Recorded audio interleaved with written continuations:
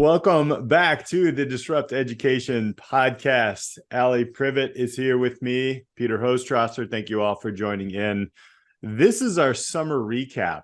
And actually, for those who don't know the podcasting world, or the world of sometimes you record things earlier and then you take time off.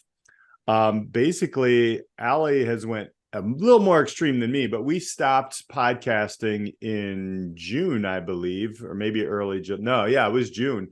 And we took all of July off, and now we're into August. Let's talk about that. Welcome back to the interwebs slightly, Alli. You've made some changes. Let's start there, right? I think summer's a time of refreshing and where people start to reconnect with themselves and recharge. What happened? Talk us through. I mean, a lot happened. And also, in the social media world, the online world, nothing happened. So it was this dichotomy, so to speak. But I don't know about our listeners and, their stance on social media and, how engaged or online you are.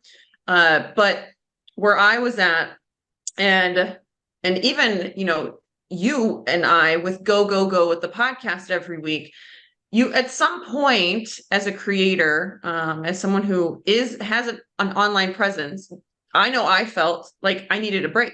Mm-hmm. And I had not felt that growing up in kind of the social media bubble, right? It kind of like creeps in and it starts taking more of your time.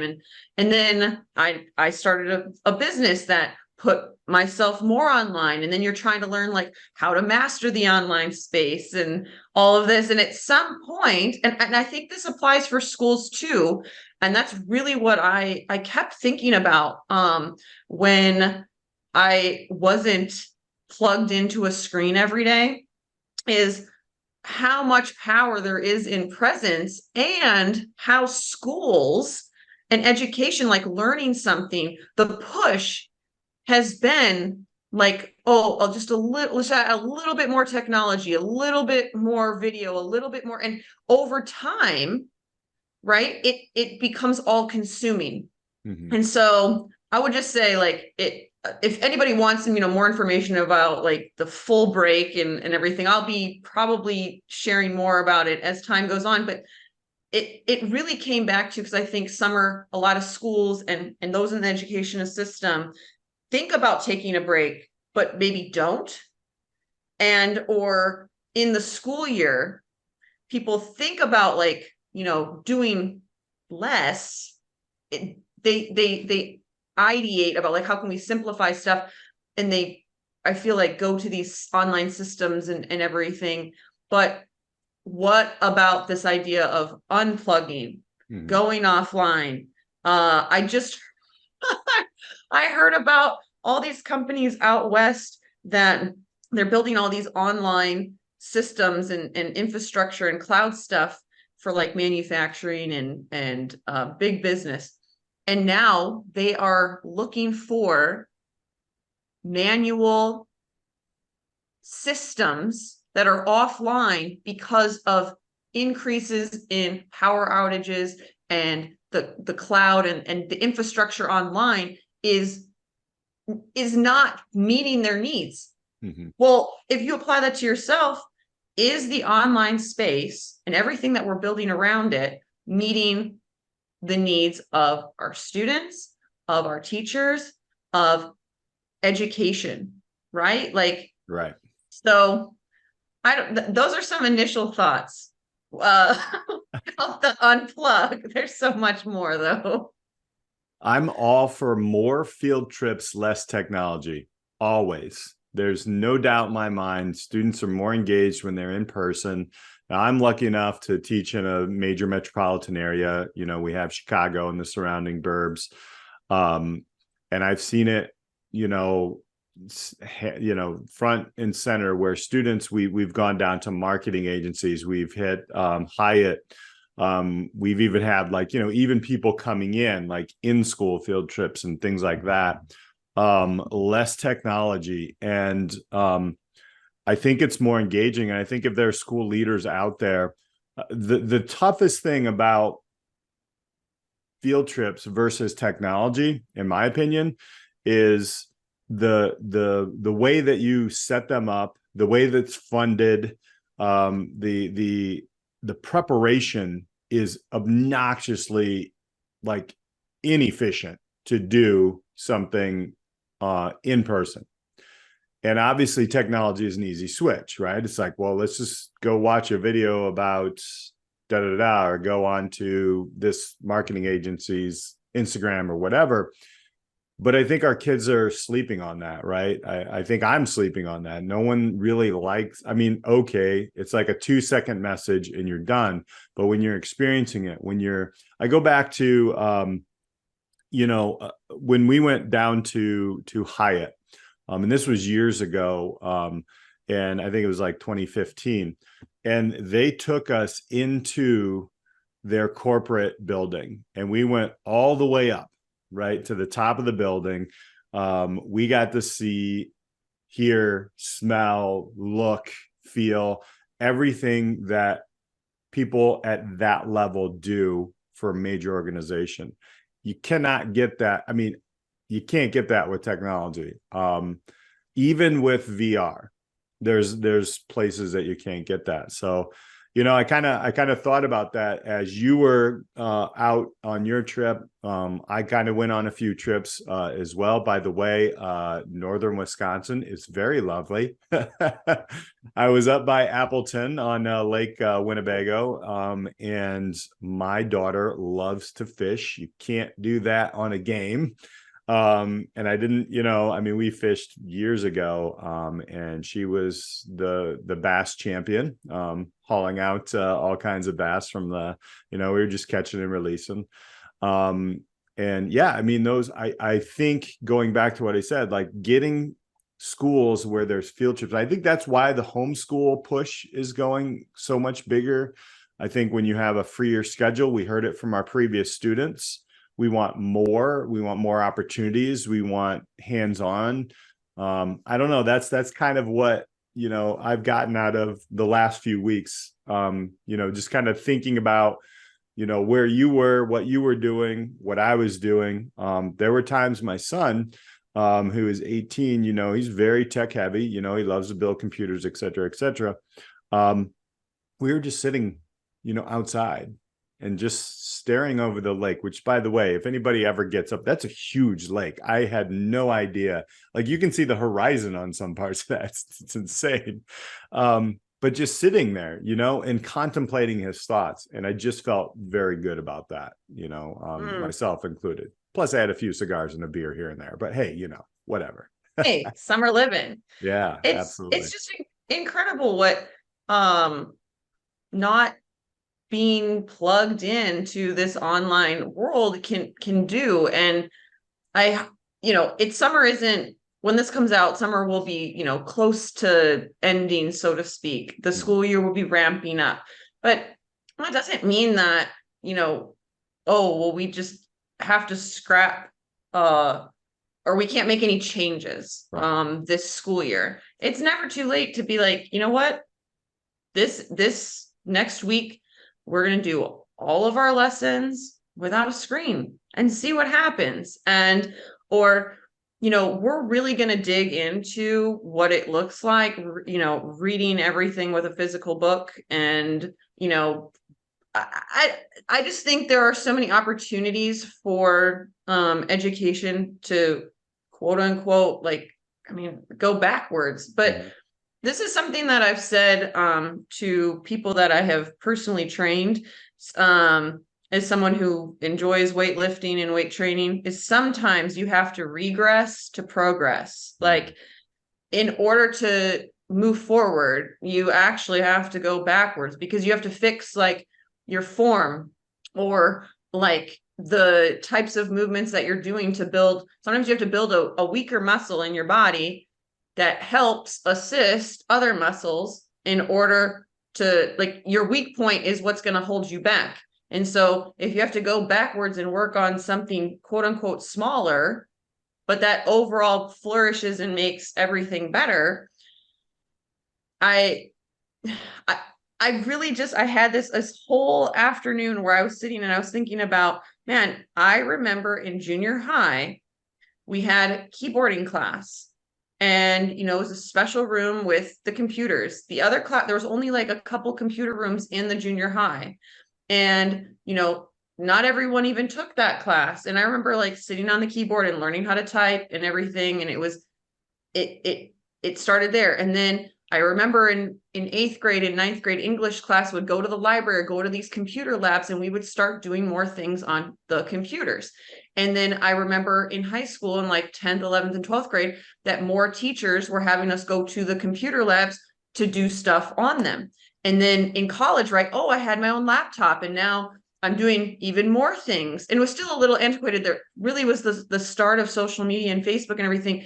And so then, oh, my phone now can connect to the internet in college. And then, oh, these apps can be on my phone. And it's like this, you don't really feel the increase when it's incremental. But now it's literally you wake up and you can be online the entire day. Mm-hmm. And get a million different opinions about everything. And you can learn anything.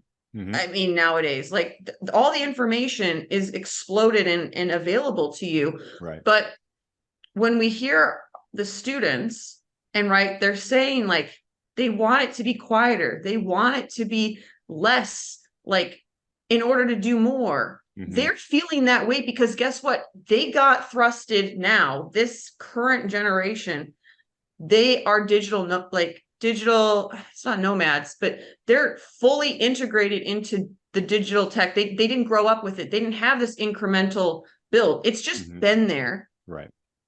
Their whole life. I don't even know many young people who have ever been unplugged. What a concept. Right. Unless it was forced by like their parents or those like guardians, or they were in a camp or something.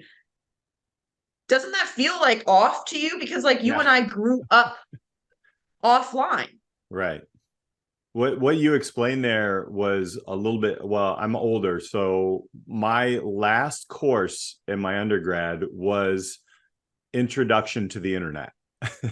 So, you know, I never, outside of being on the educator part of things, I never really, even in my master's degree, there's a lot of conversations. It wasn't quite evolved. And that was like 2005, 2006 when I finished my master's degree. And I've been back to a few classes. I did a whole class online for my CTE training, which honestly was absolutely easy. I mean, it was way easier. I didn't really like it. I had to do it though, because I was going on the trip to overseas in the Switzerland with the EF tours that basically started the disrupt education movement. However, I do feel that I see that a lot. I think there's a lot of different things attributing to, like, so when teachers started taking students to the lab, let's go back to that, which is a very key moment. I think, as an educator, it was a load off of, it was my break, not a break from students, but like I think just the way that, our kids are just railing through this. Like Gabby talked about this on her podcast, like there's just too much. And even teachers need break and are just like, okay, just take a day, go do like a internet search, and I remember those. I remember the scavenger hunts and stuff. And it felt like a day where as a teacher, you could breathe for a moment. But, I don't think it's just lazy educators or lazy students. I just think the system overall, and this is what we're hearing from our own students, is that it's just too packed. There's too much. It's like emulating what you're saying. So if you look on your phone or all the social medias, there's too much information. We really haven't taught students how to actually disseminate and go kind of in there and navigate that information. So they're going to go to the lowest hanging fruit, which is entertainment, and whatever that entertainment is for them. It could be TikTok, it could be, whatever. And then it's face forward. So I totally hear that. I also know, listening to a lot of my students, especially in our internship courses, I had a kid who I would easily say he's addicted to his phone. And when we got to the, maybe middle or end of the class time, December, even into May, I was asking, what can I do better? Because that's what I do. And I think a lot of great teachers do that, right? We ask, what can we do better to engage you? And the young man was like, I really like this class because there's just conversation. Even though he didn't like always initiate or be involved in the conversation, he just liked being around real people. And I think that's what we're hearing. I think that's the social emotional learning and all these things, which that has become kind of the Xerox of copyright, right? Like we don't really know what that means, but I really just think and it goes back to those human relationships. Gabby said it, Patrick said it, Malcolm is going to say it. Like there's all these different things where it's relationships. And I think we need to really understand different ways in the day, the schedule. I keep going back to the schedule of the day, in where we can have just deeper relationships with students in learning communities in general, where we can have these conversations without technology. That's what kids want. That's what kids want. I mean, they've told us, right? I mean, I don't know, Alli. That's where I'm going. I like it. I was at this, it was a family camp in the middle of the Montana mountains, no service. They had a drip Wi-Fi that, for adults that, if they had to check work or whatnot. I mean, I had my phone completely off, and many parents set the expectation for their kids that their phones would be off, right? And that was particularly difficult for the teenagers because they are so used to posting and being on their phone. And there was actually some really great conversations that happened around like when, the teenagers would maybe not make the right decision that their parents wanted them to make. They went and got their phone and then they were on it to check, whatever they felt like. But at some point, I remember it was like the Tuesday or the Wednesday, they all got off of it and leaned into like the spirit of the camp, which is to unplug and be basically surrounded by nature. And you're just like, there's activities, the younger kids, right? So those like without phones, maybe like 10 and under, they are literally living their absolute best life. I mean, there's horseback riding and they have a zip line and a pool, and there's a river to go and walk through and just explore nature. There was crafts. I mean, they had, of course, counselors and stuff for the kids to just play with. They had kittens, the kids are like, just maffiing these poor kittens that are the kittens. I've never seen such cuddly cats in my life, but I guess that's just like how they're raised around kids, just like manhandling them. But there was this camaraderie and this, again, this power of presence and being in real time, and the lessons you can learn from that, like going on a hike and being out in nature and being totally unplugged.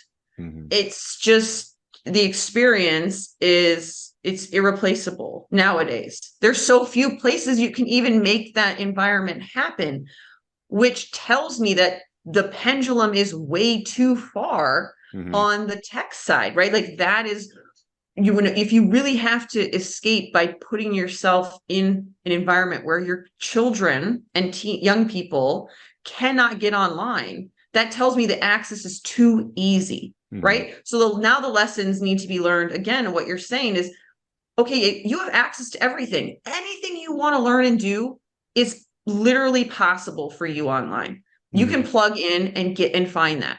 But if you don't have discernment of how to use the technology and how it can benefit you and what to do with it, you're going to get lost, right? Like this idea of lowest hanging fruit. This is why the socials they're so addictive. And that's what we I mean, for those listening, okay, we didn't really, we got on, we didn't really do a lot of pre-show planning. We're like, let's just flip the switch and go, because I was talking about how right before we hit the record button is that like me deleting the socials from my phone made me realize how many notifications were just notifications to get me back on that app. Yeah. And it wasn't even like there wasn't like a new message, or there wasn't even like it was just reminding me that I hadn't even been on it. Like, did you know? I mean, but it's like the creep, right? Mm-hmm. The scope creep, Yeah. it infiltrates every, and your brain just, it lights up because it's a dopamine inducing experience, Mm-hmm. especially for young people. I remember thinking when the pandemic hit that those in the middle school to early high school range got it the worst, Mm-hmm. because that Yeah. is puberty and being thrusted into an online only space Mm-hmm. means that they were set up to have that experience in the most formative time developmentally of their life. Yeah. So then to become unplugged from that it's gonna be harder for them, and we're seeing that. Mm-hmm. We're totally seeing that in young people. Yeah. And so the detox, the unplugging is real, okay? And I think schools and education need to think about ways to create more in-person, camp-like experiences, unplugged experiences, and then also reworking this. Yeah, you have access to technology, but you know how you said you took that class of intro to the internet? Mm-hmm. We need to kind of bring that stuff back. Right. Like, we just assume Right. because it's there that people know how to use it, and they don't, Mm-hmm. for real intention and purpose. Yeah. Yeah. Yeah, one of the things that professor did, he was the head of the communications department. And my major back in Valparaiso University was communications with broadcast journalism. Um, we actually met 3 times during the class physically, and he made us kind of get on and like feel and understand like what it was. And I thought that was great. We were in like the prehistoric ages of a Zoom, or where people were like typing in, and it was, it was what it was. And to your point, I mean, you said a lot of great things in there around, number one, understanding what do these companies really want, right? They want your eyes, they want your ears, they want like you to, pay attention. And I think that's something that, especially in, business and education, which where we are, when I teach, it's about that. Understanding how the companies, every time you look at it, it's $1 for them. Like you're paying them with your time. But I also think like there's a couple of other things that are happening, and I think Gen Y and whatever the next generation is going to be called are starting to figure this out. So, I'm only like basing this off of a couple of things, like a few students that I know who are succeeding in where they want to go. So they have the purpose, right? So you kind of said, you have to have a purpose with technology, and if your purpose is there, then let's go. So let me give you a quick example of where I used it actually in July. Don't mess with my beer. Okay. My kegerator died. Like, so, and I don't have a keg in there right now or anything, but like, it's only like 7 or 8 years old. And I was like, what's up with this? So I got my son and we got on and we started to watch a couple of videos on basically some HVAC stuff. And we figured out, have the piece right here for those that are watching. It's basically this little piece here has I'm terrible at what it is, but it's like a disc on the inside and it burns out. And that's all it was. And it was like $7, right? And so we tore it apart and put it back together. My son actually taught me that you can actually take one of these. This is another one that take it apart, take the disc out and put it into another one, so we actually he used social media to talk about the cheapest way to do it. I guess it would be social media, YouTube, to find out how to do it, right? So that was one. Another thing that my daughter is doing, and I'm also seeing this with students, but they can't do it in school. And this is why I want to go back to getting kids outside of school or engaged in doing something in school rather than sitting at a desk looking at a screen. She finds out a lot of different things, right? Like, what's the new Starbucks? What's the a new brand, or how to make these things? This all started back in the day with slime. I don't know if you remember slime, but as a parent, it was the worst thing ever. I'm sure as a chemistry teacher, it was awesome because you were making slime, right? So the kids they would do something. So my daughter is doing a lot of meeting up with people. As a matter of fact, I just saw, like, my wife and her went shopping and they went to Starbucks. I'm sure, she knows all these different, but she's actually doing something with the information rather than just sitting there consuming. And so now going back into schools, basically there's nothing to do in schools other than to regurgitate facts if you're on that, right? Something happened that kind of irked me. Actually, it irked me a lot with my local school district, not the one I work at, but the one my kids go to. They hired a social media communicator person, right? And this stuff really pisses me off, Alli. And here's why. It's not that the school's using social media to connect, Great. Why in the hell is this not a class where students are learning and actually communicating with their community? Why do we have to pay tax dollars to hire somebody when we have a lab right there? When you see an opportunity like this, things like this really piss me off. I'm not pissed off a lot, but this stuff really pisses me off. I'm like, why are our kids in high school, middle school, or wherever not filling these needs? And we talked about it with plumbing. We talked about it with all kinds of things. It's absolute BS to me, and I hate it. And I think if you are a school leader or a lawmaker or anybody on a board out there hearing this, get off your ass and change this, because this pisses me off.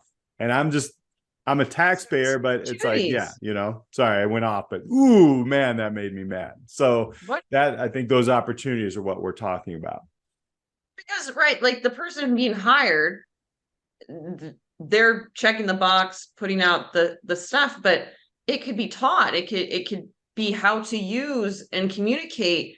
I remember having a lesson. I was in a leader training program, and it was a cohort that was part of the school district I was working for, and they had basically the PR person there doing if you were a leader, a school leader, so a principal or a board member or a district, official of some kind, you had to go through this training.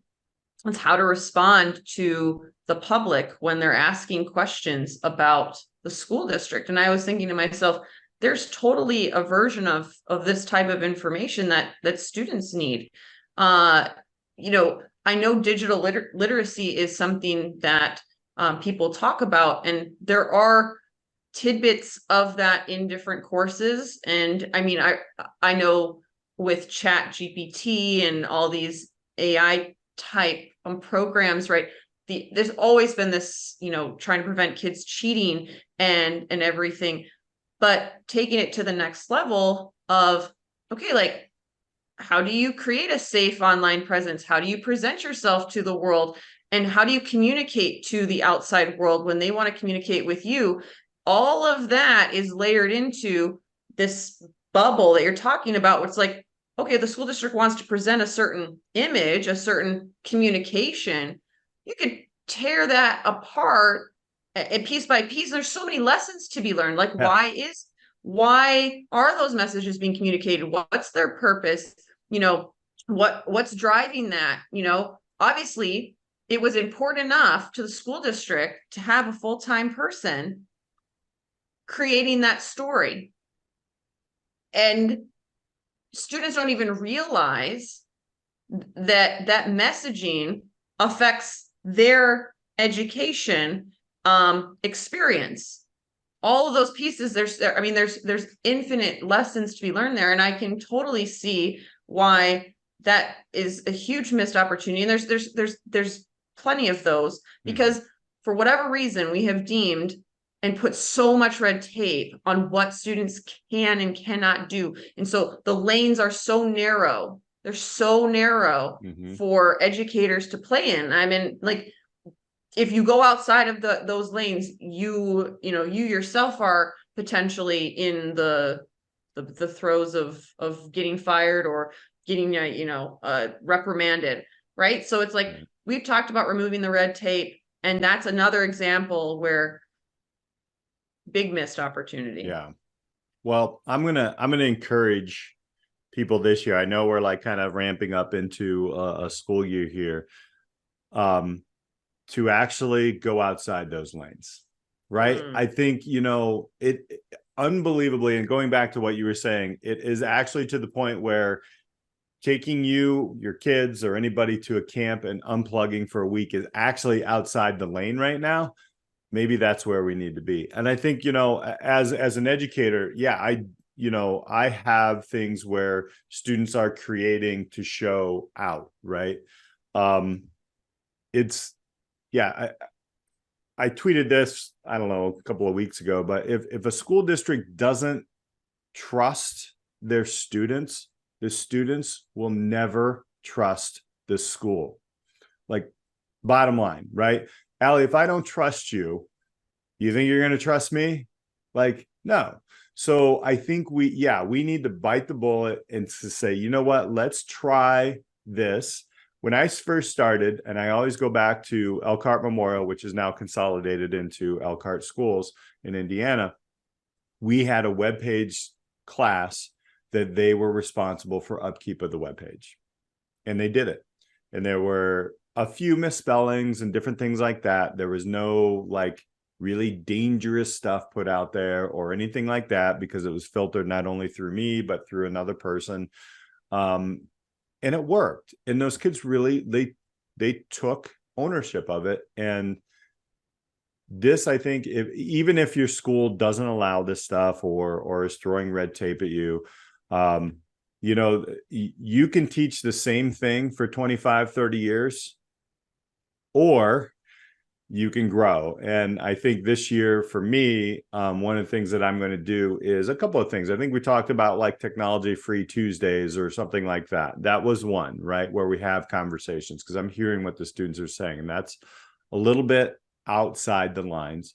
Also, taking risk and connecting students to real life things as much as possible within the classroom or even outside of the classroom. So I think that's what I'm taking away from this summer: the unplug, the plug in. I like what you said about slowing down to speed up. There's going to be conversations and I can't remember his name. He posted it on LinkedIn, and it was about having town halls in your classroom, and just circling up the desks or whatever you can do. Go outside if you have that capability, and just have a conversation with students without phones or anything like that, and say, okay, we need to make a ruling here, or I love that, in a project that you're working on. Lots that we learned this summer. And I'm not really mad, but I am a little mad. But but you know what? That's going to drive me into the classroom this year and really kind of push and make some things happen. So what are your final thoughts on this summer? I mean, I can feel the passion in you ramping up to this school year. And I think that's where change is going to happen, right? You have to find that passion. And I don't find that most people are inspired and passionate from being plugged in all the time. It's almost like this sit and get, consume and be entertained, but it's not helping you create. It's not getting you ramped up and excited and passionate and feeling things, right? And so you have to, in some way, disconnect from the constant barrage of consuming in order to realize what you are passionate about, what you have feelings around that you want to create and build. And that was a major takeaway for me being offline, because I could listen to my own voice.